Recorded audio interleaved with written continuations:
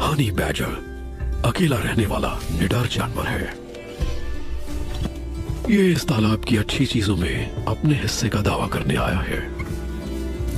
बड़े से दिमाग वाला ये जानवर काफी गठीला और जुगाड़ू है और ये काफी दर्द झेल सकने के लिए मशहूर है।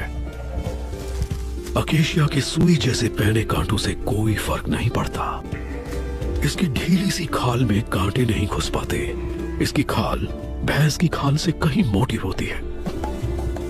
इसका मकसद है प्यास बुझाने के लिए शहद ढूंढना। मधुमक्खियों से इसे दिक्कत नहीं होती।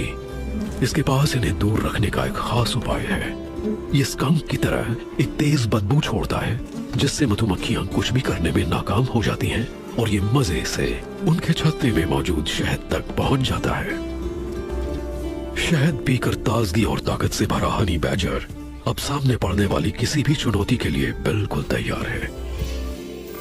सूखा मौसम बढ़ रहा है और तालाब के पास के घास के ज्यादा खुले मैदानों पर बढ़ती हुई गर्मी का असर पड़ने लगा है। एक जानवर ने इस बढ़ती हुई गर्मी से निपटने का बढ़िया तरीका ढूंढ लिया है। ये है एयर कंडीशनिंग। दीमकों के टीले इंजीनियरिंग के चमत्कार से कम नहीं है। कुछ की ऊंचाई तो 2 मंजिला इमारत जितनी होती है। धूप जैसे जैसे इन पर से गुजरती है, इनकी सतह पहले गर्म और फिर ठंडी हो जाती है। बढ़ते घटते तापमान से अंदर सुरंगों के गलियारों के बढ़िया नेटवर्क में हमेशा ठंडी हवा का बहाव बना रहता है। टीले के अंदर का हिस्सा साल भर ठंडा और नम रहता है। अपने माहौल को काबू में रखकर दीमकों ने अपनी तादाद खूब बढ़ा ली है। 5 लाख कामगार जो कभी नहीं सोते, ये लगातार काम में लगे रहते हैं। ये कुदरत में रिसाइकल करने वाले जीव हैं। ये सड़ी लकड़ी को खाने में बदल देते हैं। बिल बनाकर रहने की इनकी आदत मिट्टी को बेहतर और हल्की बनाती है, जिससे पूरे इलाके को फायदा होता है। दीमक भले ही पर्यावरण को ठीक रखने में माहिर हों, लेकिन लगभग हर जीव उन्हें खाना चाहता है। इसलिए घुसपैठियों को दूर रखने के लिए इनमें से हर 10 में एक दीमक सैनिक होता है। इनका काम सिर्फ हिफाजत करना ही है। कामगार दीमकों की तुलना में सैनिक ज्यादा बड़ा और ताकतवर है और ये लड़ने के लिए ही बना है। इसका हेलमेट जैसा सिर काफी बड़ा होता है और काटने वाले जबड़े इतने बड़े कि ये खुद कुछ नहीं खा सकते, इसीलिए कामगार इन्हें खिलाते हैं। ये अपनी परवाह न करने वाले चलते फिरते हथियार जैसे हैं। ये इस हद तक समर्पित हैं कि अगर टीले में कोई सुराख हो जाए तो उसे अपने सिर से भी बंद करने को तैयार रहते हैं और जरूरत पड़े तो परिवार को बचाने के लिए जान भी दे सकते हैं। मेटाबीली काफी बड़ी चींटियां हैं, जबड़े से डंक तक 2 सेंटीमीटर लंबी।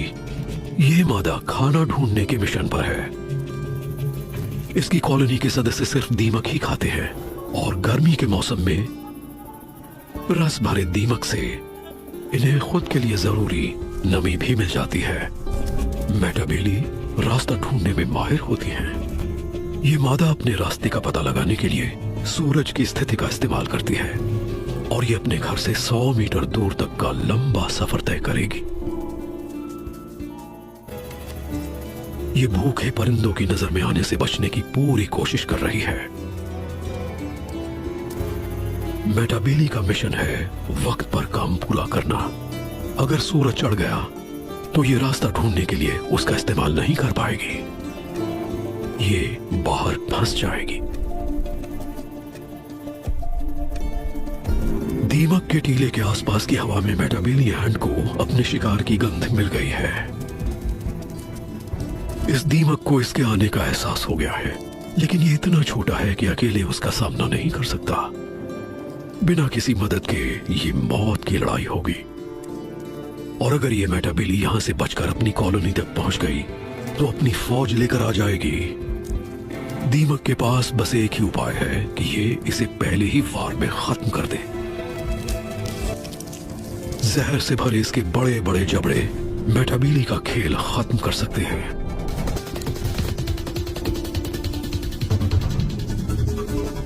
पहले मेटाबेली ने हमला किया, लेकिन इसके काटने का कोई असर नहीं पड़ा। दीमक के शरीर पर सख्त खोल है। इस पर काइटिन की परत है जो कीड़ों मकोड़ों की दुनिया में केवलार की तरह है। मेटाबेली ने पैंतरा बदला। इसने चेहरे पर ढेर सारा जहर छोड़ा। ऐसे 10 डंक लगने पर इंसान की बाहों को लकवा मार सकता है।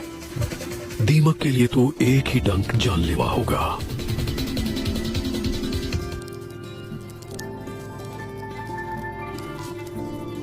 दम तोड़ रहे दीमक को अभी एक आखिरी काम करना है।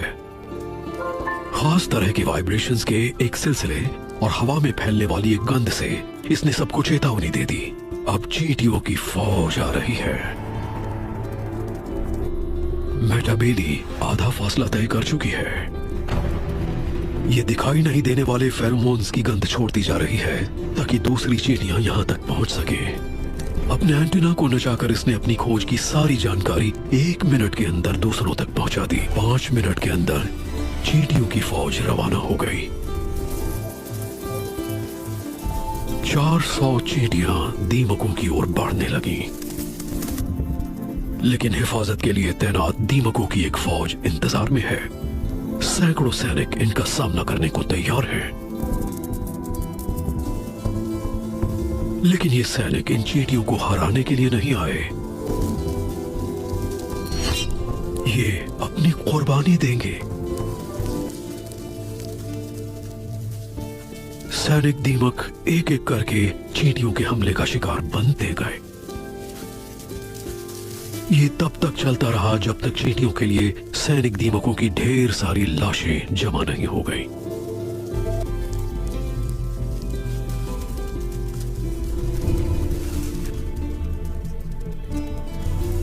इन्होंने वापस जाने का इशारा किया।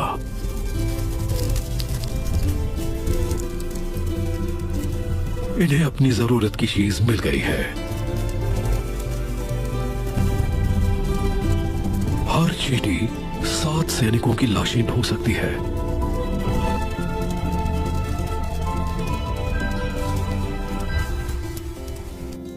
मेटाबेली ने अपनी कॉलोनी को जिंदा रखने के लिए खाना उपलब्ध कराने का काम पूरा कर लिया और सैनिक दीमकों ने अपनी जिम्मेदारी निभाई, क्योंकि उनके टीले के अंदर लाखों कामगार दीमक सुरक्षित हैं।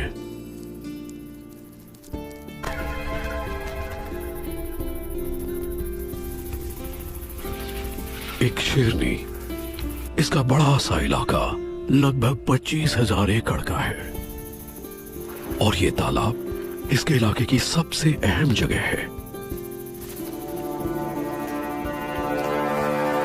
इसका मुख्य आकर्षण इसका पानी नहीं है, बल्कि यहां आने वाले जानवर हैं।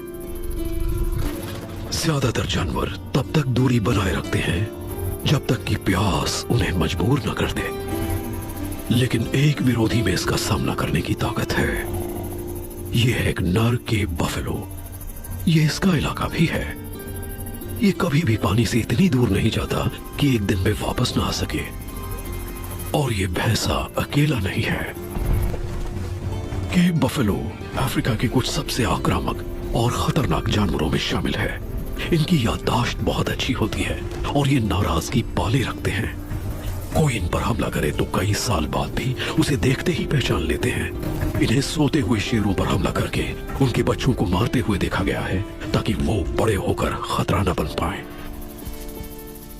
एक भैंसा अपने झुंड से अलग हो गया है और ये शेरों के झुंड के लिए काफी बड़ी दावत साबित हो सकता है।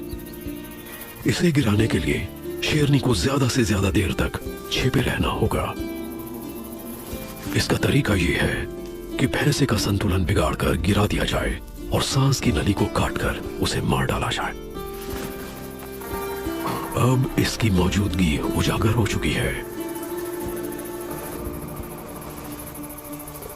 दूसरा प्लान यह है कि मदद का इंतजार किया जाए। इसकी बहन भी शिकार में शामिल हो गई। ये दूसरी तरफ से हमला कर सकती है। ये सही समय पर छलांग लगाए तो भैंसा लड़खड़ा कर गिर जाएगा। लेकिन भैंसा बहुत फुर्तीला है। इसने अपने सींगों से शेरनी पर जोरदार वार किया।